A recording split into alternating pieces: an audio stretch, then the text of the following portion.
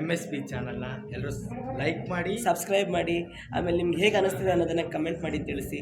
ಈ ಚಾನಲ್ಗೆ ಶುಭವಾಗಲಿ. Thank you. AIDS all India democratic students organisation ನೇತೃತ್ವದಲ್ಲಿ ಇವತ್ತು ಇಲ್ಲಿ ಗೌರ್ಮೆಂಟ್ ನವಬಾ ಕಾಲೇಜ್ ಡಿಗ್ರಿ ಕಾಲೇಜ್ ಏನದ ಆ ಕಾಲೇಜಲ್ಲಿ ಸುಮಾರು 200ಕ್ಕಿಂತಲೂ ಹೆಚ್ಚು ಜನ ಸ್ಟೂಡೆಂಟ್ಸು ಒಂದು ಪ್ರಾಬ್ಲಮ್ ಕ್ರಿಯೇಟ್ ಆಗಿದೆ. ಏನಂತಂದರೆ ಇವ್ರು ಅಡ್ಮಿಷನ್ ಮಾಡುವಾಗ UUCMS ಪೋರ್ಟಲ್ನಲ್ಲಿ ಅಡ್ಮಿಷನ್ ಮಾಡಿ ಏನು ಫೀಸ್ ತುಂಬ್ತಾರೆ.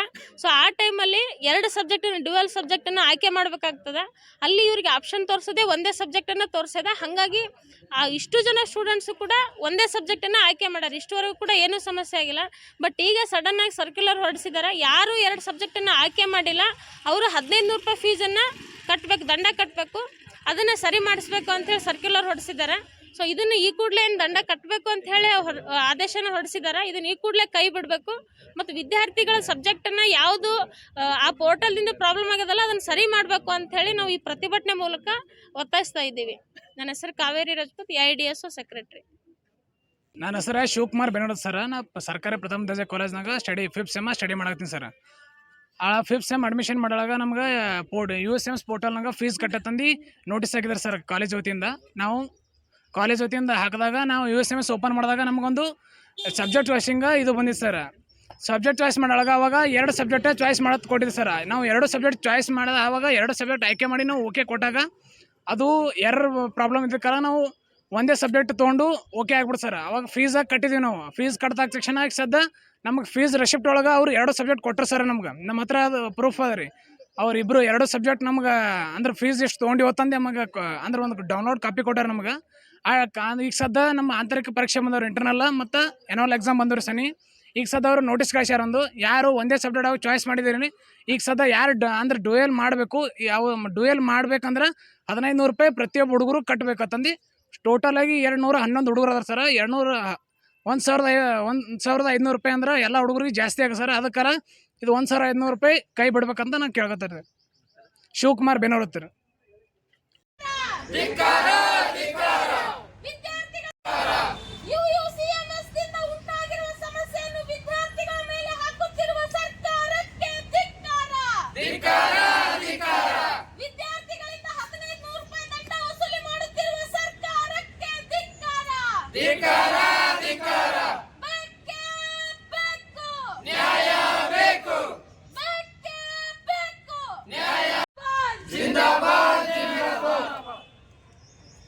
ಡಿಗ್ರಿ ಕಾಲೇಜಲ್ಲಿ ವಿದ್ಯಾರ್ಥಿಗಳಿಗೆ ಏನು ಪ್ರಾಬ್ಲಮ್ ಸಮಸ್ಯೆ ಆಗಿದೆ.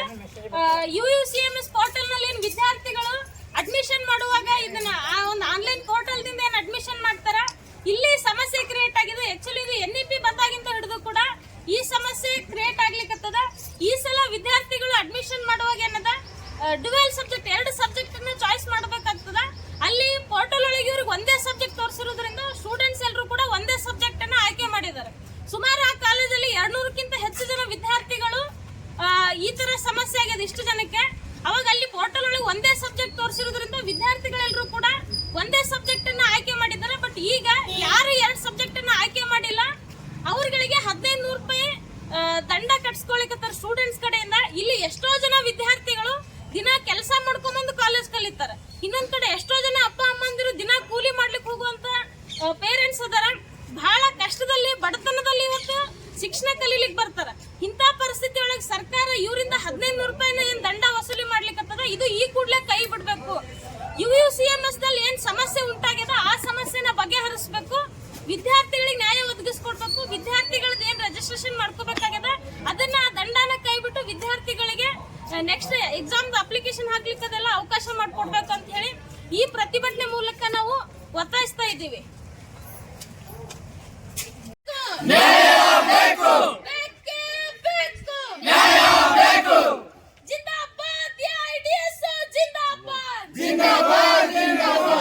UUCMS ಇಂದ ಉಂಟಾಗಿರುವ ಸಮಸ್ಯೆಯನ್ನು ಬಗೆಹರಿಸಿ ವಿದ್ಯಾರ್ಥಿಗಳಿಂದ 1500 ರೂಪಾಯಿ ಶುಲ್ಕ ಭರಿಸಿಕೊಳ್ಳುತ್ತಿರುವ ಸರ್ಕಾರಕ್ಕೆ ಧಿಕ್ಕಾರ. ವಿದ್ಯಾರ್ಥಿಗಳನ್ನು ಸಂಕಷ್ಟಕ್ಕೆ ದೂಡುತ್ತಿರುವ ಸರ್ಕಾರಕ್ಕೆ ಧಿಕ್ಕಾರ.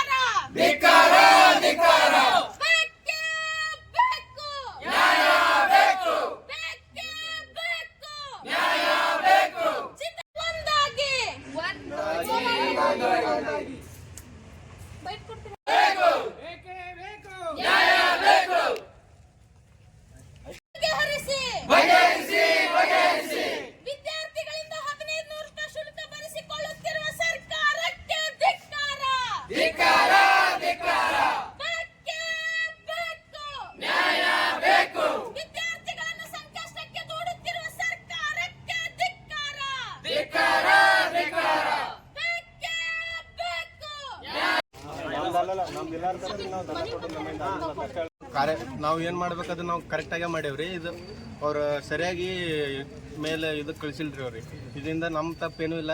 ನಮ್ಮ ತಪ್ಪು ಇರ್ಲಿಲ್ಲ ಅಂದ್ರು 1500 ರೂಪಾಯಿ ದಂಡ ಹೇಳತ್ತಾರೆ. 1500 ರೂಪಾಯಿ ಅಂದ್ರೆ ದಂಡ ನಮ್ಗೆ ಭಾಳ ಆಗತ್ತೆ. ಯಾಕಂದ್ರೆ ನಾವು ಹಳ್ಳಿ ವಿದ್ಯಾರ್ಥಿಗಳಿದ್ದೀವಿ. ನಮ್ಮಲ್ಲಿ ಅಷ್ಟು 1500 ರೂಪಾಯಿ ಕೊಡೋಷ್ಟು ಇದು ಇಲ್ಲ. ಯಾವ ಕಾಲೇಜ್ ರೀ? ಗೌರ್ಮೆಂಟ್ ಟಾಬಾ ಕಾಲೇಜ್ ರೀ. ಅಂದ್ರೆ ನಮ್ಗೆ 1500 ರೂಪಾಯಿ ದಂಡ ಭಾಳ ಆಗೋದ್ರಿಂದ ಈ ಪ್ರತಿಭಟನೆಯನ್ನು ಇದರಲ್ಲಿ ನಮ್ಮ ಮಿಸ್ಟೇಕ್ ಅನ್ನೋದು ಏನೂ ಇಲ್ಲ. ನಾವು ಏನು ಮಾಡಬೇಕು, ನಾವು ಸಬ್ಜೆಕ್ಟ್ 2 ಸಬ್ಜೆಕ್ಟ್ ರಿಜಿಸ್ಟರ್ ಮಾಡಬೇಕು. ನಾವು 2 ಸಬ್ಜೆಕ್ಟ್ ರಿಜಿಸ್ಟರ್ ಮಾಡೇವೆ. ಆದರೂ ಅದ್ರ ಮೇಲೆ ತಪ್ಪಾಕಿ ದಂಡ ಹಾಕಿ 1500 ರೂಪಾಯಿ ದಂಡ ಹೇಳತ್ತಾರೆ. 1500 ರೂಪಾಯಿ ದಂಡ ನಮಗೆ ಕಟ್ಟಕ್ಕೆ ಆಗಂಗಿಲ್ಲ. ಅದರಿಂದ ದಂಡ ಕಮ್ಮಿ ಮಾಡಬೇಕು, ಇಲ್ಲ ದಂಡನ ಪೂರ್ವವಾಗಿ ತೆಗಿಬೇಕು.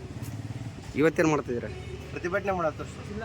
ಜಿಲ್ಲಾಧಿಕಾರಿಗಳಿಗೆ ಮನವಿ ಸಲ್ಲಿಸಾಕತ್ತೀವಿ. ಈ ಮನವಿ ಯಶಸ್ಸಾಗುತ್ತೆ. ತಮ್ಮ ಹೆಸರು? ಅಭಿಷೇಕ್. ನಾವು ಕಾಲೇಜಲ್ಲಿ ಅಡ್ಮಿಷನ್ ಮಾಡಬೇಕಾದ ಟೈಮಲ್ಲಿ ನಾವು ಕರೆಕ್ಟಾಗಿ ಎಲ್ಲ ಮಾಡಿದ್ದೀವಿ.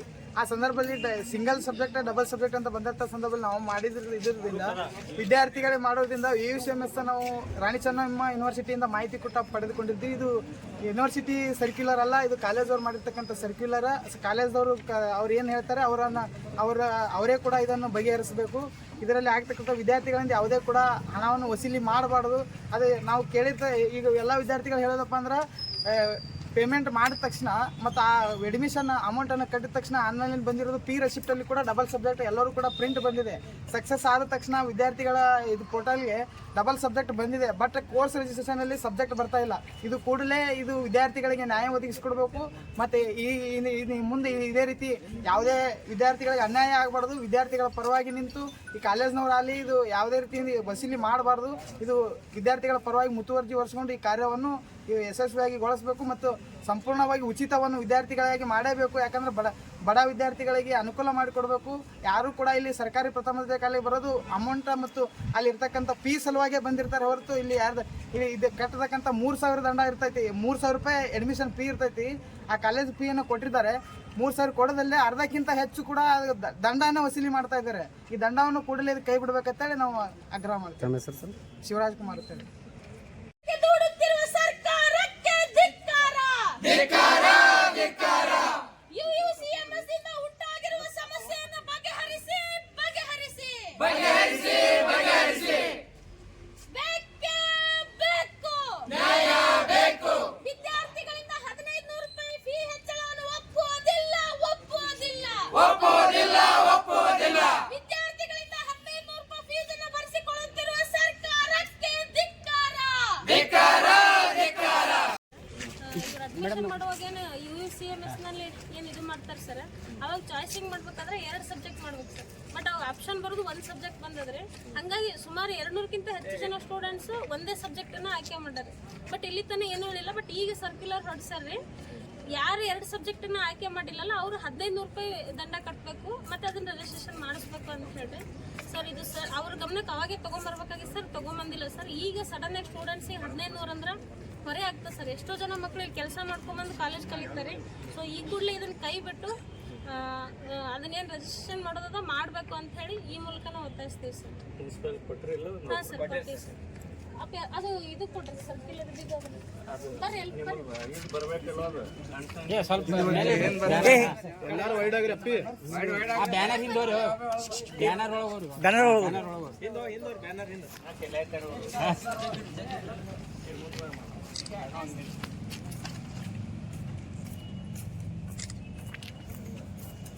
Yes sir.